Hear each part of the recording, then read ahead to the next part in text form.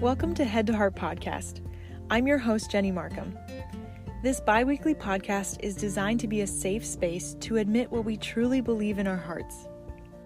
There's a huge difference between having biblical knowledge floating around in our heads and actually believing that it's true. Until God's truth makes its way into our hearts, nothing changes. We'll be doing a mix of solo episodes and interviews with friends who have experienced the freedom that comes when head knowledge becomes heart knowledge. We'll talk about overcoming lies in our relationships, mental health struggles, and the way we see ourselves. The truth will set you free so that you can walk every day in the freedom God desires for you. It's time to let go of those pressures, insecurities, and burdens. That's not yours to carry. Thanks for joining us.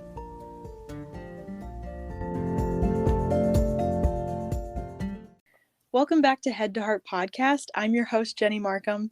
It's such an amazing honor to be giving you a new episode. And along with the new episode, I'm bringing a new guest. Her name is Bailey Stone. And Bailey, thank you so much for being the guest today. Why don't you just introduce yourself and tell us a little bit about you, your family, fun fact, whatever you want to throw in there. Yeah, I would love to. First of all, thanks so much for having me, Jenny. And I don't know if you know this, but you have like a main character name. Like I would expect to open a novel and have the main character be named Jenny Markham. Thank you. That's awesome. I had to say it. Yeah. But I'm Bailey Stone. I am a life coach and I live in Montana with my husband and our army of houseplants. We have over a dozen. But yeah, my heart really beats for women who are struggling to take the first step in their calling. Maybe they don't know what it is, or they know what it is and they don't know how to operate in it with confidence. So that is me, and that is the work that I'm passionate about doing. I love that you included more than a dozen houseplants because I too have more than a dozen houseplants. Yes. Yeah. I love that we have that connection. Yes, me too. When I first got married, I was like, we were going to move in together. And then my husband was like, Jenny, I really don't know if all of these are going to fit in there. And I was like, no, really, they will. I promise they will. You won't even know they're there. And now we've been married for almost a year and a half. He loves plants just as much as I do now. So they really do grow on you. Right. Yes, for sure. I was the one who brought home like a fiddle leaf fig and very quickly started killing it. And my husband resurrected it. And that sparked a passion in him that I never knew he had. It's been a beautiful thing. That's phenomenal. Wow. So, Bailey, what have you been set free from? Such a good question. I have been set free from anxiety.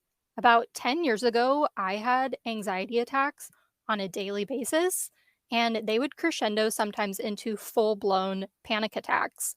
And like 10 years ago, I didn't have language for anxiety, for a panic attack. I had no idea what it was, but I just lived every day in crippling fear. I was highly self-conscious. I had like the shaky hands and the irregular heartbeat and just all the terrible symptoms that come with operating in anxiety. And I did all of the like praying for it to go away and trying to cast all my fears on the Lord. And Jenny, I just remember one day being like, God, this is not from you. I have prayed and asked for you to take it. And I just took a stand and said, no more. I'm done with anxiety. I'm done with living this way. I'm done with feeling so defeated because I can't even hardly go gas up my car by myself without having a total breakdown. And the Lord was really faithful that day. It wasn't like the heavens opened up or like I never had anxiety again, but I just remember I felt just this overwhelming peace, and the anxiety attacks became less and less. And when they did surface, I was able to manage them so much better. And I look back on that season now of just being so in bondage to anxiety and can't even fathom that I ever lived a day just so oppressed like that. So I love to share that story of being set free from anxiety. It was such a huge turning point in my life. Wow, that's incredible.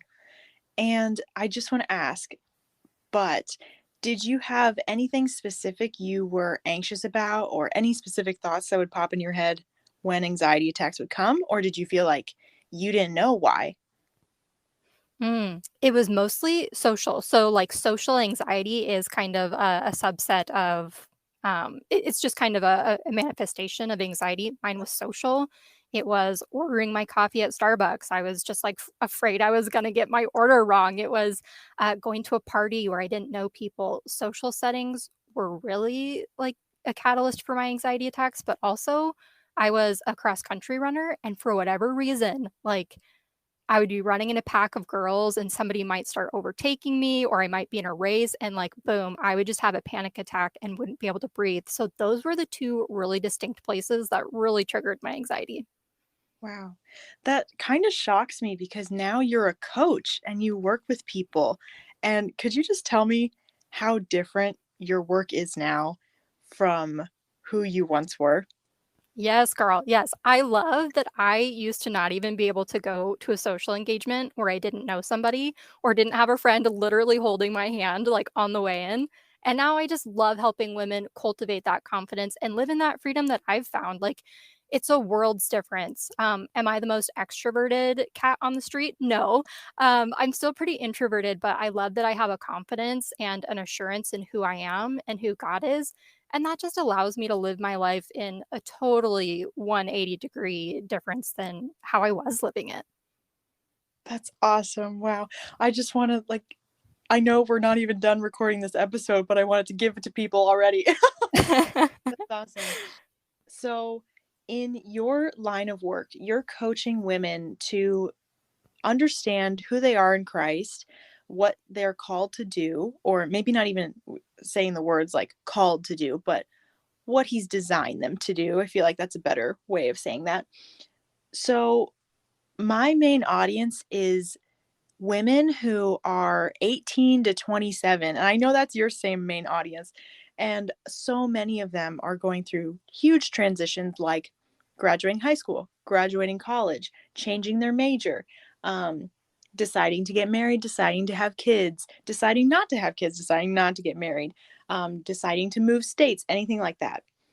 And so much anxiety can come up around those topics. And so, in your line of work, how do you normally walk women through getting some steps and clarity on what they're individually designed to do? Oh, yeah. Yep. You hit the nail on the head because the reason I feel drawn to that population of women is because I was that girl. I was that girl struggling with the anxiety and the big questions and the big decisions. And I was that girl who didn't know what to do after graduating high school, college. But where the work always starts for me is getting tight with Jesus. And I feel like this is something for the longest time when I started doing this work, I just kind of glossed over. Like, I assumed we were all walking with Jesus, we were all uh in rich community with him, with our creator. But I found that even though we might be Christians or believers, when we start to wrestle with this question of what am I called to do? What am I designed to do? We might not be going to Jesus like as the source, like as our clarifying source for those questions.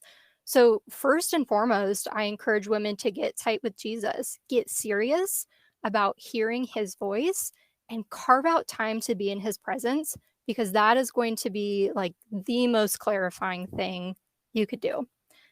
So that's where it always starts. But, then we want the meat, like we want the steps. We want to know what are the things that we should be doing.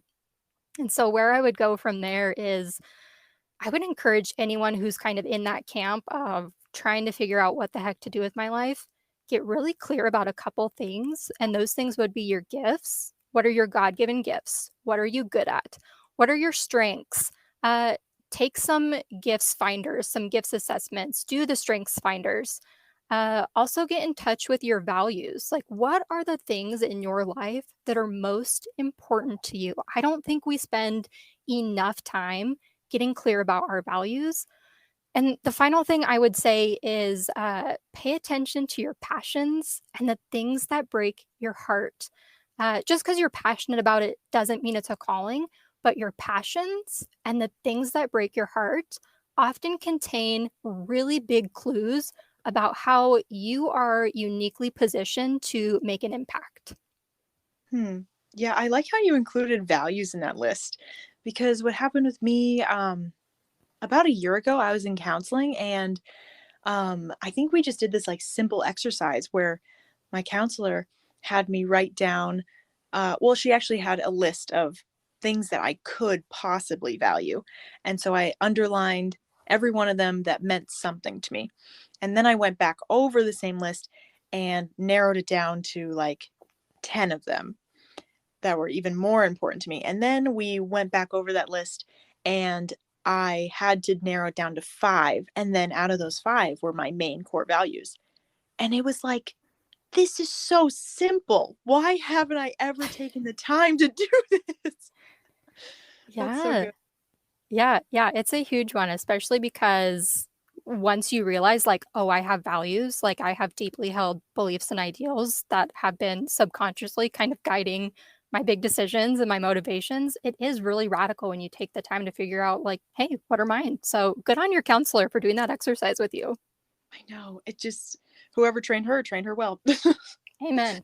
And a lot of times we grow up and, in this day and age, we do have so many options of places to go, things to do. And sometimes it can feel overwhelming because there's so much to choose from.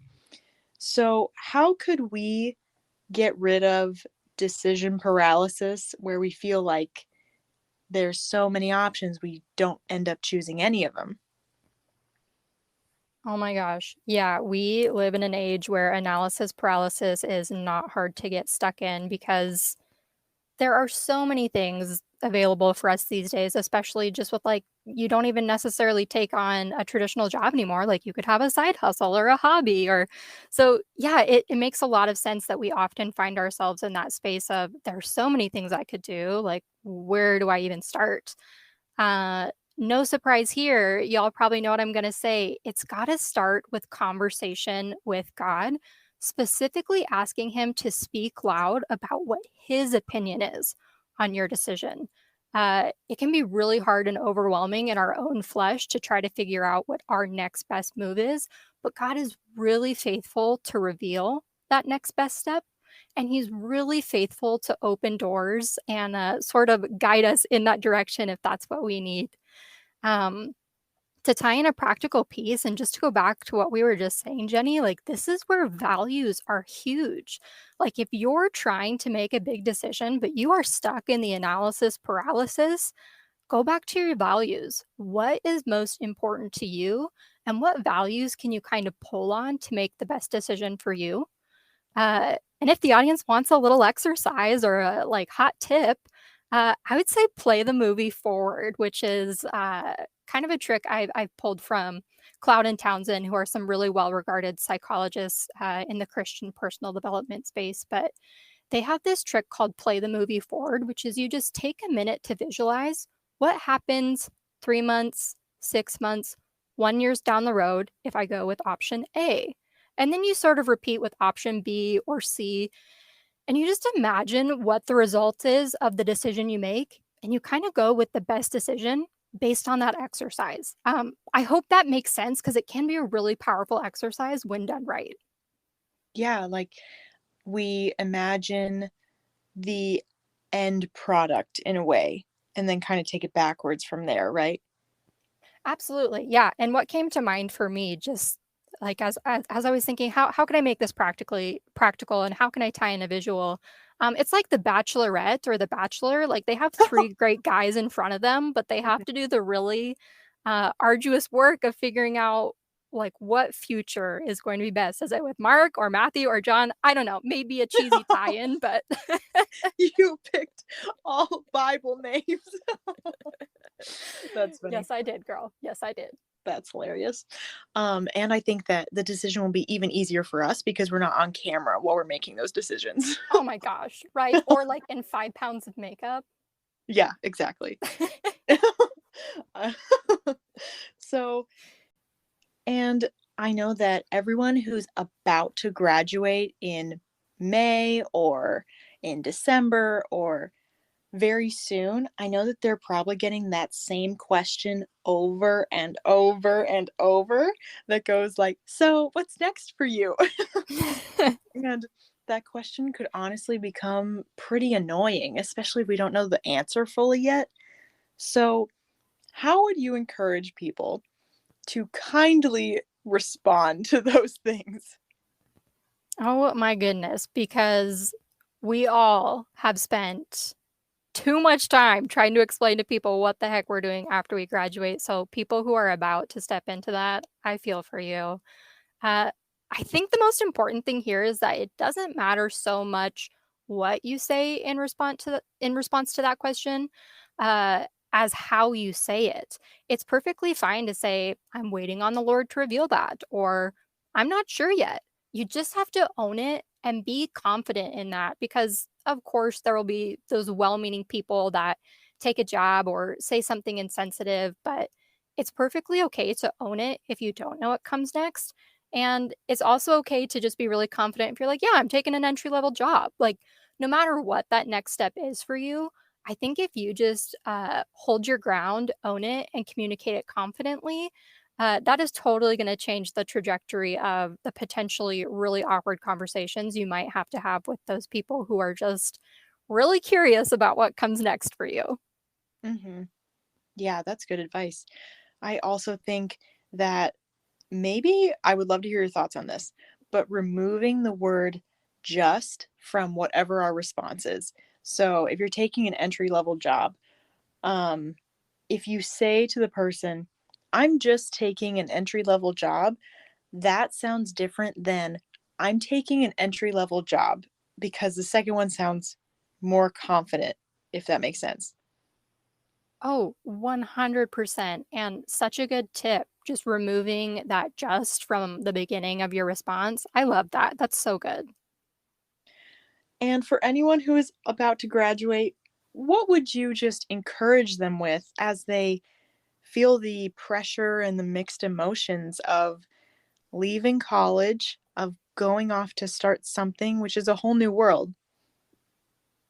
Hmm. Yeah, I remember that season being so scary because I had total tunnel vision in college. For me, it was like just finish the coursework, just get to the end, and I couldn't even really picture what came after that last class. So, my biggest encouragement would just be that it's all going to be okay. You don't have to get stuck at the first job you take. It's okay if you don't have it all figured out. Uh, I thought for sure the first job I took right out of college was going to forge my path and like seal my destiny.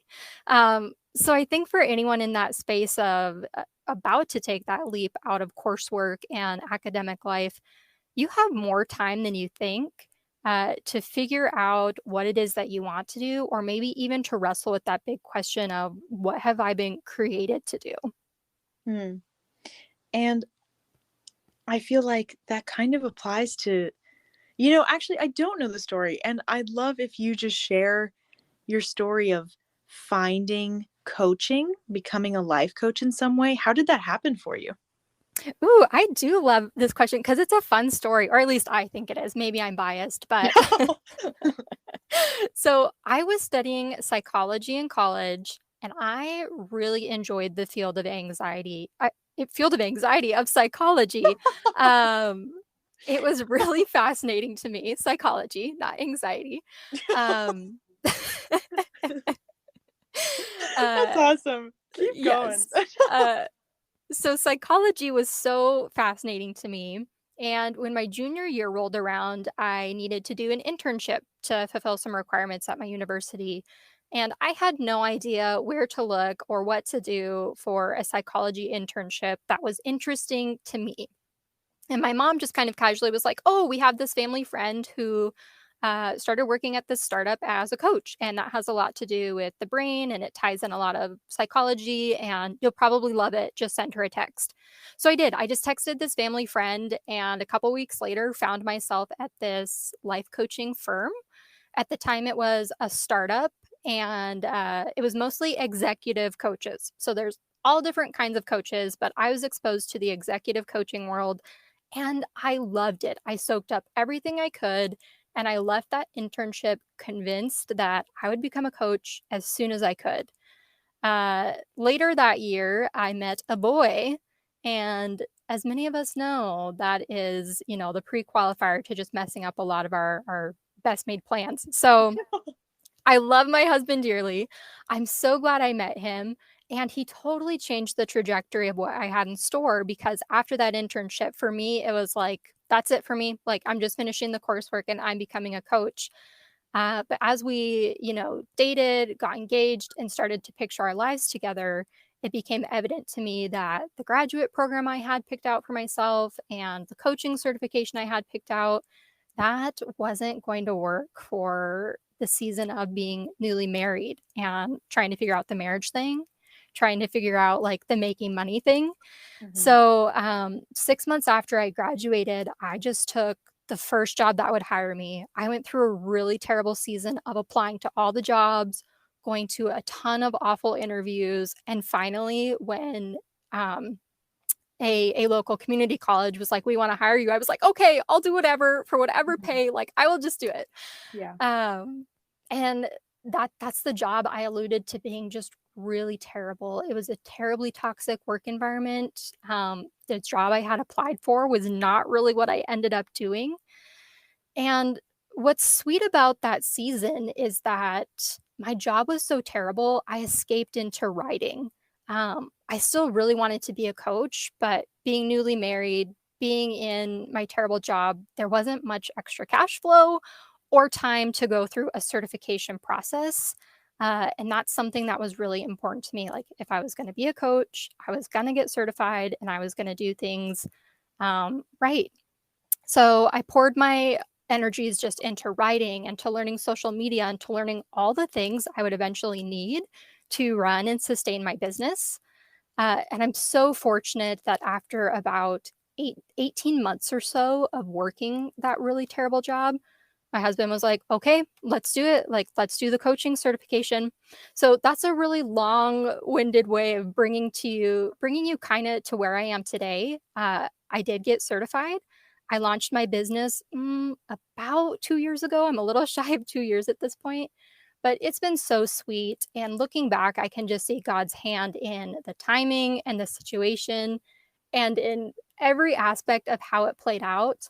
But that is, yeah, essentially the long-winded version of how I got into coaching and to doing what I'm doing today. Whose path really is linear from point A to point Right. B to point C, And there isn't anything wrong with not going as you thought it would. Yeah, absolutely. I mean, it would be so fantastic if I could look back and have graduated college and have started my business that year, but I probably would have failed. Like, my business would not have succeeded if I went from being a college graduate one week to a coach the next. Just the way it played out is the way it was supposed to play out. And my journey involved a really terrible job. It involved doing a lot of writing and odd jobs on the weekend and in the evening. So I think that's probably a space that a lot of your listeners might find themselves in. Like, maybe they are working just kind of a random job and not knowing where it goes. But uh, I would just say, like, be faithful to where you're at. And just going back to, like, it's so important to cultivate your passions or to pursue the things that you're interested in, even if they aren't necessarily the things that you're getting a paycheck for. Mm-hmm. Yeah. And so if any listener is like, who is this Bailey Stone and how can I work with her? Where could they find you and potentially work with you? Yeah, absolutely. So I can be found at baileystonecoaching.com. And all of my social handles are Bailey Stone Coaching. Bailey is Bailey. And I also just want to encourage your audience to look into working with a coach. It would have saved me so much time and heartache if I had hired a coach sooner. And part of the reason I'm doing what I'm doing today is because I have put in a lot of hard work. I've hired the coaches and I've taken the leap just to invest in myself. So I would say it's totally worth it. And I would love to connect with any of your listeners that are interested to learn more. That's great. I'll link your website in the show notes for sure, and then everything else we mentioned. And Bailey, I just want to thank you so much for being the guest and speaking directly to this audience who is so similar to your audience. So I'm so glad it just plays together perfectly. Yeah, thanks so much for having me, Jenny. Thank you so much for listening to this episode of Head to Heart Podcast. It's a joy to record them and a joy to have you listen. I love hearing from you. So if any part of this episode was helpful, go ahead, share it on your Instagram story, and tag us. The handle is headtoheart_podcast. And if you would be so kind, leave us a rating and review on Apple Podcasts or our website. It helps out the show so much when you do. We'll be releasing episodes to you every other Friday, so stay tuned and thanks for joining us.